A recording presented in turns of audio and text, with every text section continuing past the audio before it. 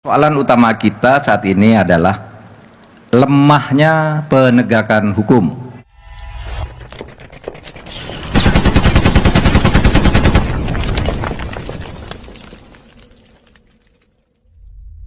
Assalamualaikum warahmatullahi wabarakatuh. Jumpa lagi dengan Den Bagus TV yang selalu memberikan berita terbaru, terheboh, terkonyol, terviral hari ini, karena tanpa berita Anda ketinggalan cerita.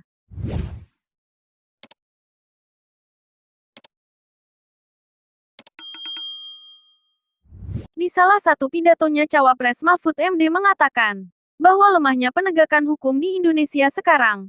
Tak sedikit yang mengomentari pernyataan Mahfud MD tersebut. Berikut komentar netizen terhadap Mahfud MD. Persoalan utama kita saat ini adalah lemahnya penegakan hukum. Lemahnya penegakan hukum.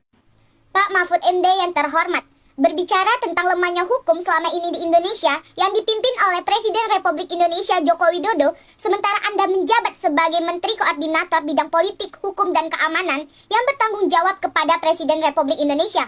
Tidak ada lagi pejabat tertinggi lainnya dari Anda setelah Presiden Republik Indonesia. Terus selama ini Anda kemana saja? Dan apa kerja Anda? Lihatlah di Jambi, nenek saya ini seorang pahlawan yang tidak bersalah dan taat hukum dizolimi oleh perusahaan Cina yang tidak bertanggung jawab. Sampai saat ini, yang bekerja sama dengan pemerintah. Sementara saya bersuara membela hak-hak nenek saya dengan teganya tanpa dasar Anda mengatakan saya bersalah. Sementara Anda sekarang ingin menjabat lagi sebagai Wakil Presiden Republik Indonesia 2024. Apa enggak kiamat negara Indonesia ini? Kita saat ini adalah lemahnya penegakan hukum. Halo Pak Mahfud MD. Sekarang ini Pak Mahfud MD adalah Menko Polhukam yang membidangi hukum di dalamnya. Selama ini kemudian kemana Pak Mahfud MD yang kemudian mengkritik permasalahan sekarang ini adalah lemahnya penegakan hukum? Jikalau memang lemah, kenapa tidak kemudian diperkuat? Apakah karena Profesor Mahfud MD sekarang menjadi cawapres dari Mas Ganjar yang notabene diusung oleh PDIP, kemudian sekarang sedang mengkritik Pak Jokowi sebagai presiden? Jikalau mengkritik Pak Joko Widodo sebagai presiden, sudah barang tentu bukankah sebagai panglima untuk pemberantasan korupsi, untuk menegakkan hukum adalah Menko Polhukam, karena di bawahnya adalah yudikatif, ya. Ada kepolisian, ada kejaksaan, ada KPK. Kenapa kemudian Profesor Mahfud MD mengkritik dirinya sendiri? Bukankah Profesor Mahfud MD sekarang sedang memegang peran untuk penegakan hukum? Saya dulu sangat kagum terhadap Pak Mahfud MD. Pernah ada konferensi pers bahwa ada aliran dana ilegal, ada pencucian uang sesuai dengan hasil audit dari PPATK yang kemudian diumumkan seolah-olah mau ada pemberantasan korupsi, seolah-olah mau dibongkar. Oh, ternyata Pak Mahfud MD, ternyata tujuan Pak Mahfud MD bukan akan membongkar uang yang dikorup, uang yang kemudian dicuci atau money laundering, ya, sesuai dengan audit PPATK sebanyak 349 triliun.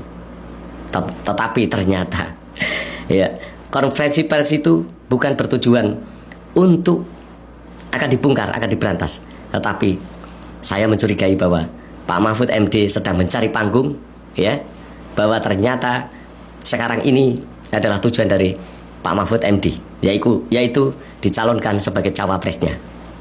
Ini masyarakat pada menduga-duga loh, Pak Mahfud MD. Jangan-jangan Pak Mahfud MD sekarang juga seperti halnya politisi-politisi yang lain, ya, orang yang menginginkan kekuasaan. Dulu saya menganggap Profesor Mahfud MD adalah seorang negarawan yang kepingin membenahi bangsa dan negara. Ketika Profesor Mahfud MD rapat dengar pendapat dengan Komisi 3 pada waktu itu, ketua komisi adalah Mas Bambang Pacul, yang meminta agar supaya rancangan undang-undang penyitaan aset segera disahkan, dan kemudian waktu itu Profesor Mahfud MD agak kecewa karena jawaban dari ketua Komisi 3 yang mengatakan bahwa Komisi 3 tidak berdaya karena yang mempunyai legacy, mempunyai kekuasaan adalah Ketua Umum partai. Tetapi justru sekarang ini Profesor Mahfud MD dicalonkan oleh partai yang kemarin kemudian tidak segera membahas rancangan undang-undang penyitaan aset yang sampai saat ini belum pernah dibahas. Publik sedang melihat Profesor Mahfud MD ya, yang dulunya garang kepingin membongkar kasus korupsi, membongkar aliran dana ilegal, ternyata hanya mencari panggung, dan sekarang tujuannya sudah tercapai, yaitu dicalonkan sebagai calon wakil presiden dari PDIP. Masyarakat tidak akan lupa Profesor Mahfud MD. Masyarakat selalu ingat, jejak digital sulit dihilangkan ya. Saya tidak yakin Profesor Mahfud MD punya niatan untuk membongkar kasus aliran dana 349 triliun. Ayo masyarakat, kita kritisi. Kalau berkenan silakan di-share. Terima kasih.